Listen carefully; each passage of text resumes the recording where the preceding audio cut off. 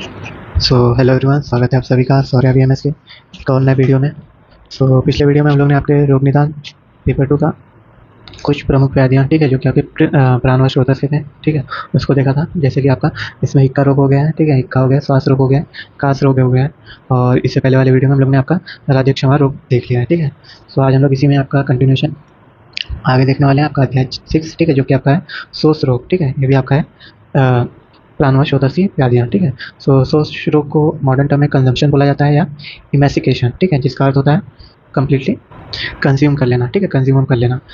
इसको अगर समझे, इसका शाब्दिक अर्थ होना चाहिए आपका कि जो बॉडी को कंज्यूम कर लेता है, ठीक है, उसको क्या कहते हैं, कंजम्पशन या इमेसिकेशन, या इसको अगर आयुर्वेदा टर्म में बोले तो इसको बोलते हैं शोष, ठीक है, और यही आपका शोष रोग है, ठीक है। चलिए ये देखते हैं इसका व्याधि परिचय। क्या बताया गया है, आचार्य चरक ने शोष का अलग से वर्णन नहीं किया है, ठीक है। उन्होंने शोष तथा राजक्षमा को एक ही व्याधि माना है, ठीक है। शोष कालांतर में राजक्षमा रोग में परिणित हो जाता है।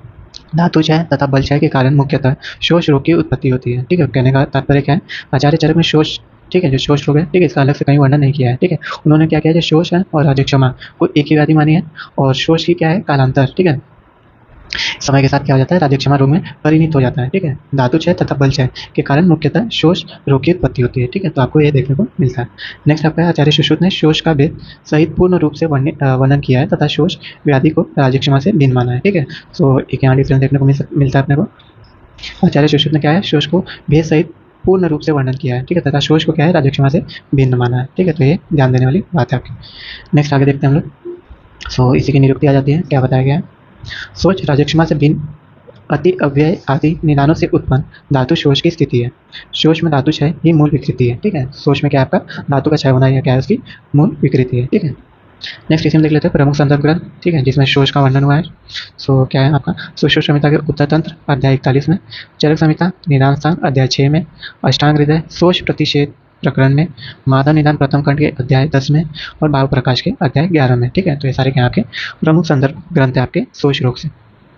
आगे हम लोग बात करते हैं इसके निदान की। तो क्या बताया गया, आचार्य सुश्रुत ने शोष के निम्नलिखित निदान वर्णित किए हैं। कौन कौन से, अति व्यवाय या शुक्रक्षय, शोक या मज्जाक्षय, वृद्धावस्था अस्थिक्षय, अति व्यायाम मेदक्षय, अंग अध्वगमन मासक्षय, उपवास तथा वर्ण रक्तक्षय, उर्चत यानी रक्तक्षय, ठीक है। तो ये सारे क्या आपके निदान बताए गए हैं। नेक्स्ट इसी की बात कर लेते हैं हम लोग। तो इसकी संप्राप्ति, समान संप्राप्ति देखते हैं, क्या बताया गया। उपरोक्त निदानों का अति सेवन करने से धातुओं का क्या हो जाता है, अनुलोम तथा प्रतिलोम क्रम से क्षय होता है, ठीक है, तथा शोष रोग की उत्पत्ति होती है, ठीक है। इसी की विशिष्ट संप्राप्ति देख लेते हैं। तो संप्राप्ति चक्र और संप्राप्ति घटक, ठीक है। सबसे पहले हम लोग संप्राप्ति चक्र देखते हैं, क्या बताया गया। अति निदान सेवन करने से हो जाता है अति व्यायाम या अतिशोक, उपवास, जरावस्था, अध्वगमन, वर्ण और उर्षट, ठीक है। इन सबके अति सेवन से या अति व्यवहार से, ठीक है। तो अति व्यवहार से क्या हो जाता है, आपका शुक्र क्षय, जिससे आपका वात को होता है, पूर्ववर्ती धातु का क्षय होने लगता है जिससे, और इससे क्या हो जाता है, आपका शोष का उत्पत्ति होती है, ठीक है। नेक्स्ट अगर देख लें तो इन सारे निदानों के अति सेवन से क्या होता है, आपका रस रक्त आदि धातुओं का निर्माण उचित रूप से न होना, जिससे क्या हो जाता है, आपके उत्तर धातु का क्षय होने लगता है, जिसकी वजह से आपका क्या होता है, शोष की उत्पत्ति होती है, ठीक है। नेक्स्ट इसी में बात कर लेते हैं हम संप्राप्ति घटक, जिसमें हम देखने वाले हैं दोष, दूष्य, स्रोतस, अधिष्ठान, स्वभाव, अग्निदृष्टि और साध्य साध्यता आपके शोष रोग से संबंधित, ठीक है। तो आइए एक करके देखते हैं। तो दोष इसमें आपका वात प्रधान है, दूष्य आपका रस आदि समस्त धातुएं हैं, स्रोतस कौन कौन से, इसमें प्राणवशोथस की व्याधि है, तो प्राणवशोथस है आपके रसवाएं और रक्तवाएं हैं। अधिष्ठान क्या है, इसमें पूर्व प्रदेश तथा समस्त शरीर। स्वभाव इसका कैसा है, मृदु तथा दारुण अवस्थानुसार जो कि होता है। अग्नि दृष्टि क्या है, अग्निमान हो जाता है, ठीक है, और साध्य साध्यता क्या है, साध्य रोग है, ठीक है। नेक्स्ट इसी की बात कर लेते हैं इसके भेद की।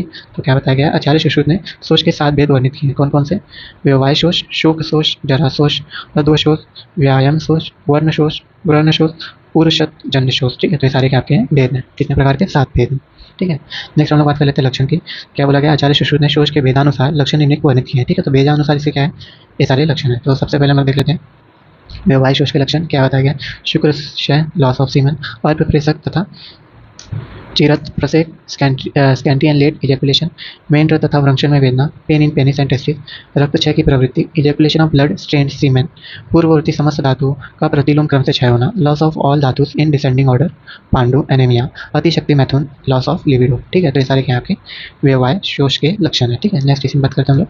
तो शोकजन्य शोष के लक्षण क्या बताया गया, अत्याधिक चिंता, एक्सेसिव एंजाइटी, हस्तपाद आदि अंगों का शिथिलता, looseness in the hands and feet, शुक्र जन्य लक्षणों का न होना, no symptoms of loss of semen, पांडु, एनीमिया, ठीक है। तो ये सारे क्या आपके हैं, शोकजन्य शोष के लक्षण है, ठीक है। आगे देखते हैं हम लोग। सो जरा शोष के लक्षण क्या बताया गया है।